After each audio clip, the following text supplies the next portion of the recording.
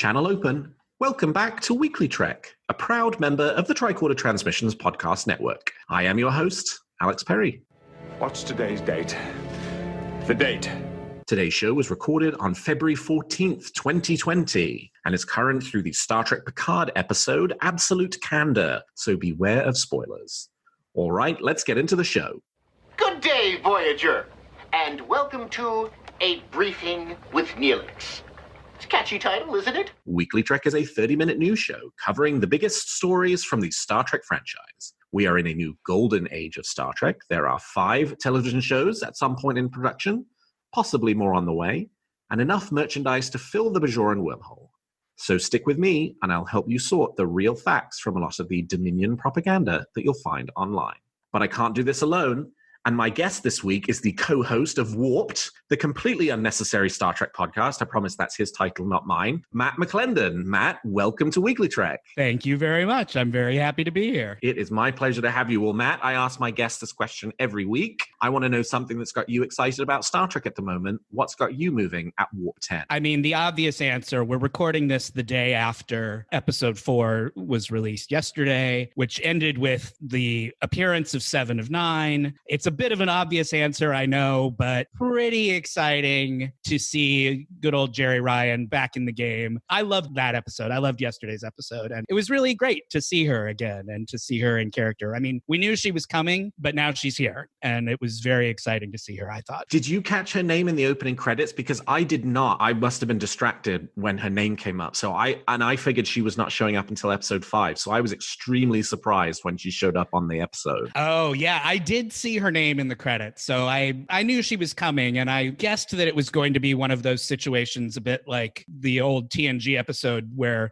they tease that you're going to see Spock and then he shows up in the last 15 seconds of that episode. Indeed, and you have found him, Captain Picard. Yeah, there he is. I actually just rewatched that episode a few days ago just because, you know, it's been Romulans and Star Trek have been in the air lately. But so I knew she was coming, and I assumed that she would probably show up right at the end. And sure enough, there she was. Yeah, Unification has a lot of good tie-ins to this episode. We had Romulan senators. We had Joe Lantrue, which of course originated in that episode for the first time. Yeah, I love this pick. You owe me a Starship, Picard. Yeah, it was terrific. So my pick for something I'm feeling good about Star Trek this week is a little more esoteric. For those who follow me on Twitter, you will have seen that I was in California over the last few days, and I did have a fabulous time one afternoon at the Anaheim Convention Center, tooling around with Mr. Jim Morehouse, Enterprise Extra himself, looking for all of the filming locations from the first 2 episodes, Starfleet Command scenes. And that was a lot of fun, but that's not actually what I am picking this week. My pick for something I'm feeling really good about Star Trek was actually something that happened to me on the way home. Yes, I was in Chicago O'Hare's airport, and you might be asking, what good thing about Star Trek could possibly happen to you at Chicago O'Hare Airport? Frankly, what good thing could possibly happen at Chicago O'Hare Airport? And given that my flight was delayed for well over an hour, you might be right in asking that question. But as I was tooling around waiting for the plane, I happened into one of the airport bookstores, and I happened across, while I was in there, I was just sort of wandering around. I was not in there for anything particular, but I decided to stop by. They had a little science fiction section, and right there at the top on full display was the new Star Trek Picard novel, which was released this week, The Last Best Hope by Una McCormack.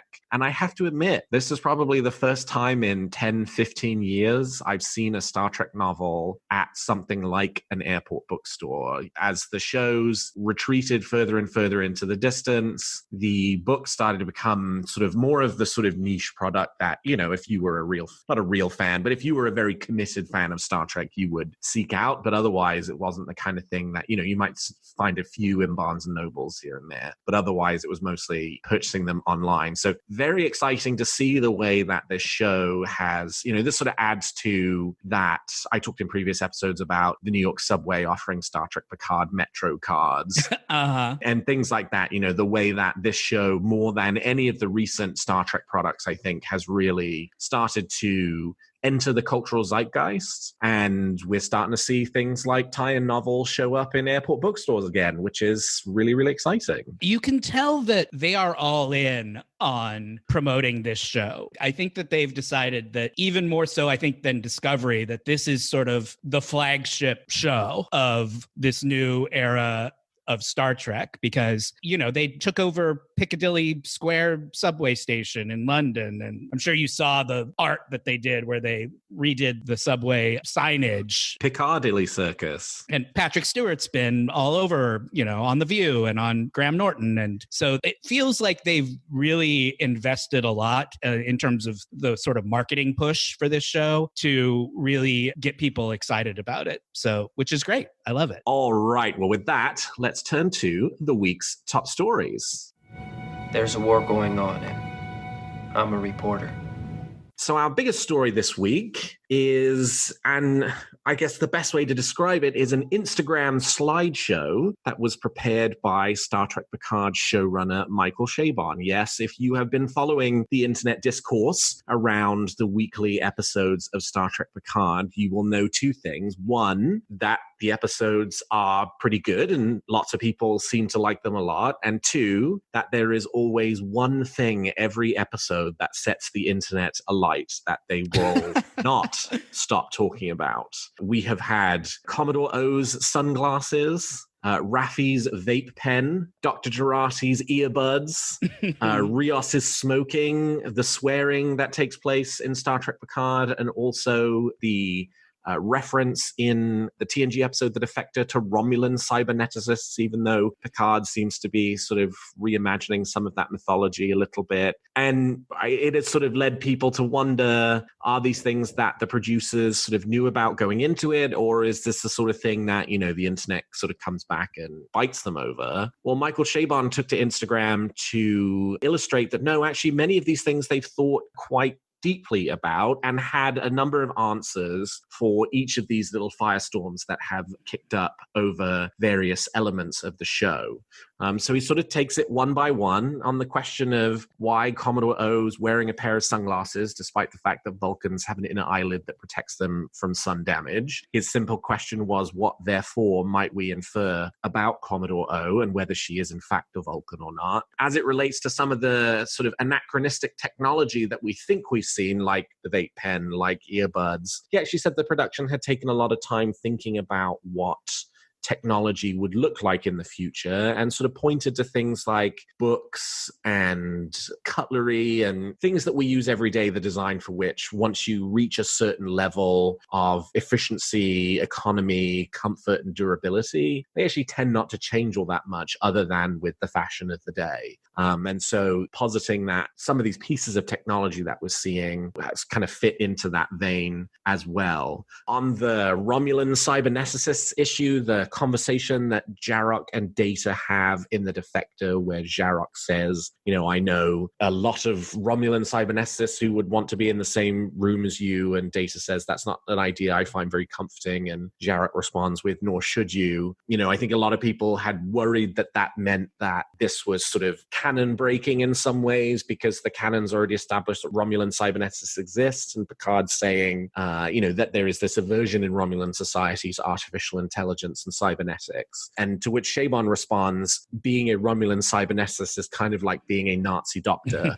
I do not find that concept particularly appealing, Data sagely replies to his Romulan companion. There were lots of other issues, and we can go into all of them, but Matt, what was your takeaway from this Chabon slideshow? I have sort of a big picture answer to that question and then sort of a nitty-gritty answer to that question. First of all, I love that he even bothered to respond. I don't know that if I were running a television show, how interested I would be in interacting with the internet. I think fans are going to find, God bless nerds. I'm one. We all are. But, nerds are going to nerd. Right. God bless us all, everyone. But we're going to find something to complain about, or we wouldn't be doing our jobs. Absolutely. So the fact that we can find little things to go like, well, to like push our glasses up the bridge of our nose and go, well, that doesn't make sense, or that doesn't fit with whatever. I understand the impulse to do that. I resist that impulse.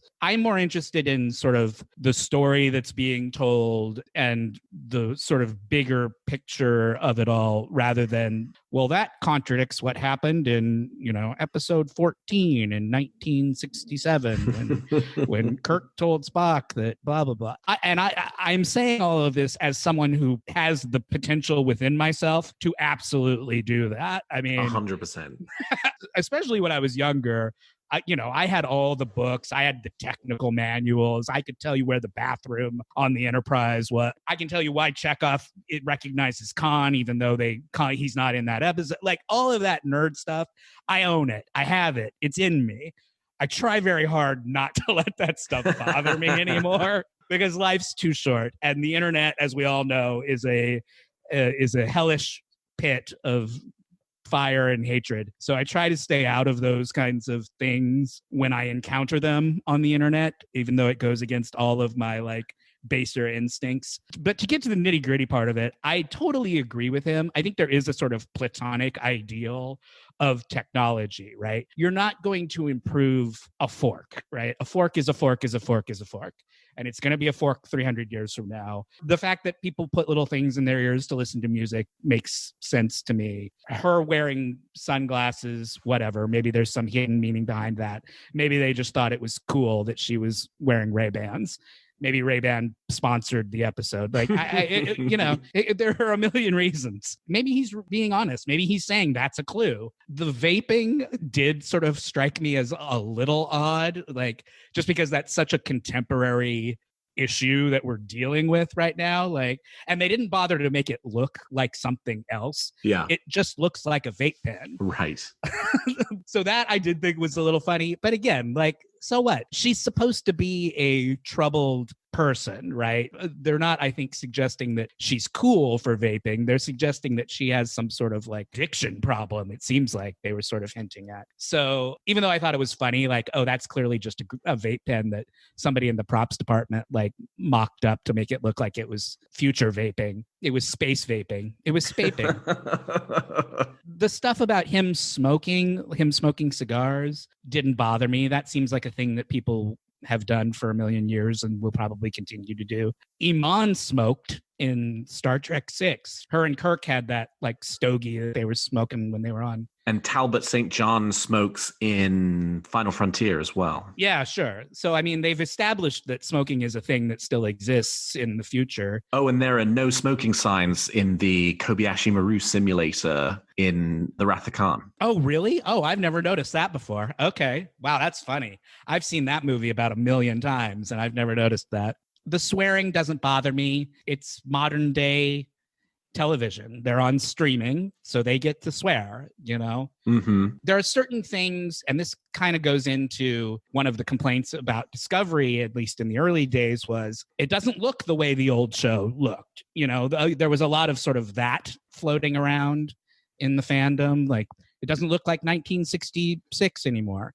Well, yeah, because it's 2018. And right. We're not going to make a TV show that looks like it was made in 1966. That's an insane thing to ask. There are some things you just have to accept. It's called suspension of disbelief, and nerds are bad at it. Extremely. We're really bad at suspending our disbelief because our inherent nature is to ask questions and investigate every little thing and want to know. Nerddom is about wanting to know stuff. And so when we find stuff that doesn't match up with what we know, it makes us crazy. Mm-hmm. But at a certain point, again, you just have to go, these are just the realities of 21st century television making. People are going to curse. It's not going to look like it looked 30 years ago because the technology has changed. So that's kind of where I land on all of that. I think that's exactly right. For me, I think the thing that I most took away from this was, I think a lot of people, when they raise those criticisms, it's not necessarily because they disagree with the choice that was made, though in many cases they are disagreeing with the choice that was made. It's also just particularly over the Romulan cybernesis issue. It's this sort of question of, were they paying attention? Are they being fair, respectful and considerate of what the kind of previous history of the show is? And I think the Chabon answer throughout all of this is very much yes, right? You may not agree with the decision that was made, but it wasn't a decision that was made out of ignorance. It was a decision that was considered, and then they chose the way they did. I mean, certainly on the swearing thing, ultimately it's philosophical, right? Chabon's position on it is very much clearly that swearing is not the kind of thing that an enlightened society would give up. That just in his opinion, that is a fundamental part of human existence, and it's not going away. And if it does go away, it's the sign that you're living in a very repressive society, not an enlightened one. And so I think in that case, it just comes down to, like, do you agree with his philosophical position on it or not? And in the comments, so he did this slideshow, and then lots of people were sort of bombarding him with other questions in the comments on the Instagram post. If listeners have the opportunity to go to Michael Chabon's Instagram feed, I mean, read through the whole thing. It's really, really interesting. He kind of gets deep on some of this stuff, including like the economy of the 24th century, which has always been hugely inconsistent in the way that it's been presented. Sure. But, they've thought about it. They've taken a position on it, and they've decided to move ahead with that. And I think ultimately, at the very least, regardless of whether folks agree or disagree with the particular decisions that were made, you can at least respect the fact that there was a thought process that went on behind it. It wasn't just, oh, well, you got this wrong because you didn't know well enough, or you didn't, look hard enough, or you didn't research enough. It's like, no, they knew it was there. They just decided to go in a different direction. And that's, a perfectly respectable decision to make. With the swearing, I think it's interesting that Jean-Luc doesn't swear. Mm-hmm. The characters around him do, but I think he's still a Starfleet guy. And I think that the more sort of strict military, quote unquote, military, sort of the Starfleet way of doing things doesn't include that. So you can sort of fan that away or hand wave that away by saying, well, we didn't hear swearing on the old show because they were all in Starfleet and they were all being proper and they were all at work, basically. And, most people don't curse openly at work, I hope. So I that doesn't bother me at all. And it kind of makes sense that because he is in a more rough and tumble world than he was in the last time we saw them, Starfleet has changed, the Federation has changed. The fact that the world has changed in ways that are rough and tumble, I already said, but that's the right way to say it. It kind of makes sense that he's around people who are cursing more. He never does, but other people do. And that kind of makes sense to me. The larger sort of argument, I think that there are sort of two ways of looking at this. I think that there is a good faith way of looking at it, which I think is what you were sort of saying about people want to trust that the people who are running this thing know what they're doing. Mm-hmm. Because we love it so much, it's almost like we're putting our hearts in your hands, right? And we're saying to you, we love this thing. Please don't break our hearts with it. So that's why we're so quick. Some people can be so quick to ask questions or to like suspect that people don't know what they're doing. It's because we're so afraid of like how bad it could be if it's terrible, right? Mm-hmm. That's a good faith way of looking at it. I think there are also a ton of people, especially on the internet, again, garbage dumpster fire internet. There is a huge swath of people on the internet who are bad faith actors, who are just making up reasons to say, I don't like this. Yeah. You know what I mean? I think that's right. Yeah. And those people I have no use for. The people who are genuinely asking from an honest place, that doesn't bother me. The people who are just stirring up shit so that they can go on YouTube and make videos about how it's not my Star Trek because they don't like the fact that a black woman is the star of the show or, whatever reason they have for hating it, then I have no use for any of that stuff. Absolutely. Our next story this week is an interview with the newest cast member from Star Trek Picard. That's Evan Evagora. Trekcore got the opportunity to chat with the 23-year-old Melbourne native of Maori descent, who is now the first Australian main cast member for a Star Trek TV show. The only other Australasian cast member in Star Trek is the beloved Carl Urban, who played Dr. McCoy in the Kelvin timeline movies. It's an interesting look at Evagora and his history. He talked a bit about his upbringing and his exposure to science fiction. I guess his mother is a huge science fiction fan and also a Star Trek fan, so though he'd had a fair amount of exposure, particularly to the original series and The Next Generation while he was growing up. He also talked a bit about his interview process for the show, how he was filming Fantasy Island at the time in Fiji. He'd submitted a tape of his audition, didn't think he got it, but then heard back from the production asking for him to re-record it with some notes, and ultimately got the gig, and very quickly after that found himself in LA in front of the cameras. Really, really nice sort of little interview. As we discovered about Elnor, he is the only male in this all-female sect of Romulan warrior nuns, the Kowat Milat, which is amazing. And he talked about how, he sort of relates to his character a little bit because like Elnor, he has 5 sisters and his mother. And he's also the youngest member of the family. So he knows what it's like living in a household full of women that sort of functions like the matriarchy of the Kowat Milat.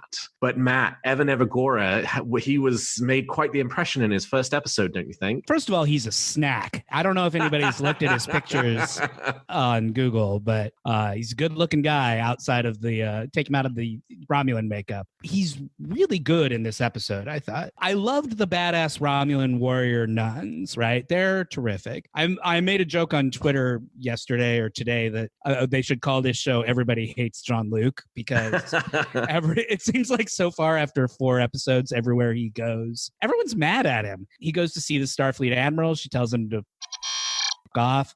He goes to see Rafi. She points a gun at him. Mm-hmm. He goes to see the Romulans. They're all mad at him. At least the nuns were still happy to see him. Like, right. And Elnor seemed a little unhappy to see him at first because everybody kind of feels like Jean-Luc abandoned them. Jean-Luc's kind of like a bad dad in this show. Like, everyone's accusing him of running out and leaving everybody behind to pick up the pieces. Yeah, I mean, he definitely has made some big mistakes that I think he has come to regret. And the story of these first 4 episodes has been him sort of waking up to realize how the decisions that he made did not just impact his own life, they impacted the lives of many people around him at the same time. Getting back to Elnor, it seems like Elnor is going to be a big part of that just because Picard's never had a son figure. Even his relationship with Wesley was more, Picard kind of hated Wesley for a lot of the show, or thought he was irritating. And Picard famously doesn't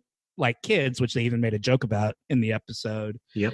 So the fact that he's got this relationship with this kid who he did like and who is now all grown up, it seems like they're really laying the foundation for a sort of father-son relationship between the two of those characters, which will, I think, be a lot of fun to watch. And one in which the son character practices the philosophy of absolute candor. And can chop your head off in a moment's notice. Like, don't mess around with Elnor. Absolutely not. He's not having it. Well, we were just talking about a compromised Starfleet. That's probably a good place for us to transition to the next interview, which is an interview that was conducted by Ryan Britt over at Den of Geek with Tamerlan Tomita, talking about her character Commodore O, as we were talking about a little earlier. Seems like a Vulcan, maybe not a Vulcan. Maybe not. Head of Starfleet security. A fascinating character. It's great to see Tamerlan in Star Trek. The place I know her most from is the Babylon 5 pilot movie, The Gathering, in which she played the first officer, Laurel Takashima. She's done a great job in the first 3 episodes, and Ryan's sort of asking her about her role, and O has definitely been sort of set up to be one of the villains, given that we know she's in league with the Zhat Vash, either because she's a Romulan or because she's a Vulcan who has some other agenda. And Tomita says in the interview, I don't approach her as a villain. I think she has a direct and rigid set of rules and an agenda she must fulfill at all costs. She was, of course, very guarded about whether her character is secretly a Romulan masquerading as a Vulcan. But I guess she also, in the same way that Evan Evagora is a bit of a Star Trek fan, Tamerlan Tomita is also a bit of a Star Trek fan as well. She's talking a bit about her sort of inspirations for playing the role role? Did she sort of revisit Leonard Nimoy's performance or Zachary Quinto's performances as Spock in order to inform how she would play her own character? And she sort of said no. She said, I didn't want to be trapped in an idea of replicating other Star Trek characters, especially Vulcans. But my love, and I have Spock paraphernalia all over our house. He's an omnipresence in our lives. We adore him. That was the part of that interview that I was like, you have Spock paraphernalia all over your house? I know. Isn't that awesome? I'm a pretty big Star Trek fan. I don't have any Star Trek. I don't have Spock paraphernalia all over my house. I mean, that's deep. That is very deep. So I think perfectly appropriate. She ends up playing a Vulcan/Romulan. And also she did talk a little bit about the sunglasses moment. I guess it was in the script for the episode. And she talked about how the script described it as being an homage to the actress Anna Karina. Yeah. She said, I'm not sure whose decision it was, whether it was Akiva Goldsman or Michael Chabon. I don't know. I believe it said in the script that she wore sunglasses in an Anna Karina style, who was one of her favorite actresses and was extremely prescient because she passed away a short time later. I was so honored to embody a small part of her style. So it definitely seems like there was some intentionality behind it. It wasn't like Tamlin showed up wearing sunglasses one day and they just forgot to take them off while they were rolling the camera and decided to keep it. But O is certainly a complex character, and amazing to see that Tamlin is a Star Trek fan, don't you think? Yeah, absolutely. It's almost as if they did it on purpose. I'm sure they didn't, but reading those two interviews you sent, it kind of amazed me that both of those people coincidentally happened to have personal relationships to Star Trek and weren't just cast because they were good. I'm sure they were cast because they were good actors, but it's just amazing that people have this relationship to it and that they are now a part of it. It would be like if you or me got to be on Star Trek. It would be like, we would be like, holy, how did this happen? You know? So we will pivot ever so slightly away from Star Trek Picard. So our last story this week is just a brief hint that maybe there is more news on the way as it relates to the potential of a Star Trek Pike show. So Rebecca Romaine was doing an interview on her new line of jewelry with the Daily Front Row. And at the end of the interview, she was talking a little bit about some of the acting she was doing. Most of the interview is about her jewelry, which if you're interested in that, you're by all means go and take a look at it. But the most relevant part of the interview for our purposes was just one quick line at the end where she says, I've also been working on Star Trek here and there, but I can't really talk about that. It's unclear when the interview took place, but it was only released in the last week, which implies that the interview was only done very recently. If it had been longer ago, I would have said maybe this was in relation to Discovery Season 2, maybe it was in relation to the short treks. But if she is still saying there are Star Trek things she can't talk about, maybe that provides some additional hope to folks who are looking forward to a Pike show. Matt, are you one of them? 100%. Who doesn't want that? I mean, that's a great idea. I would put the odds of that happening at this point at 80%. If it wasn't happening, they wouldn't be teasing it as much as they are. Do you know what I mean? Like, right. I know there's been no official announcement, but there's also been no official, we are not doing that announcement. Correct. So I feel like that's going to happen. And yeah, who doesn't want to see Pike and Spock and number one run around and have adventures? What I would hope for, and this is maybe skipping a little bit ahead, you're going to ask me what I wish for. I am. So maybe I'll save this for that. All right. Why don't we, let's just, let's go straight into it. All right. So we've talked about the facts, and now let's speculate on what's going to happen in the future of Star Trek. You make some very good points, Captain. But it's still all speculation and theory.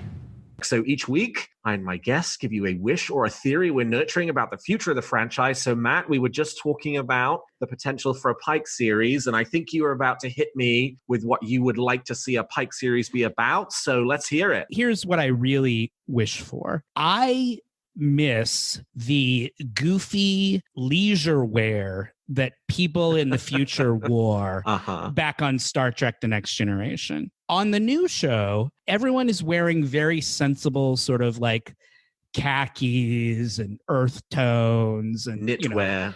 Jackets, and everyone wears something that's sort of recognizable as clothing. I miss the crazy shit that they used to make those poor actors wear in 1989. I want to see somebody wearing a deep V with like one exposed nipple, like Riker had to wear in the one episode. I want to see people wearing onesies, and I want to see people wearing super short shorts like Picard wore on Risa. Like, I miss the absolutely bizarre vision of what people would be wearing in the future. There's an aspect to that is obviously ridiculous and comedic. So that's sort of my tree that I want. My forest that I want is a little bit more of the goofiness that is missing from modern day Star Trek. Both Discovery and Picard, I think, are both really serious shows. And there are moments of humor, and I understand that the stories that they are telling, I know why they're doing it this way, because this is how modern television is told. We don't do individual episodes. We do 10 episode seasons that are all one big story. Like, I miss episodic, we're going to go to a place and have an adventure, and then we're going to fly off and go to another place.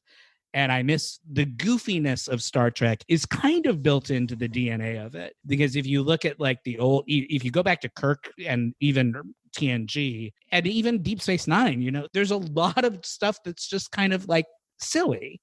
Not in a bad way, but silliness is built into Star Trek on some level. And I miss that part of it a little bit. And so I think that my desire to see people wearing insane costumes is really a metaphor for wanting to see a little bit more of just the sort of fun, lighthearted part of Star Trek that we haven't gotten a lot of so far. We've gotten some of the short treks have been a lot of fun, and certainly individual episodes of Discovery. Tilly is a lot of fun, and you know, there's lots of fun parts to the shows. But so getting back to how this relates to Pike, if they were going to make a Pike show, that would be, it seems to me, like a good show to be a more we fly around and have adventures kind of show. Discovery's doing its own thing. Picard's doing its own thing.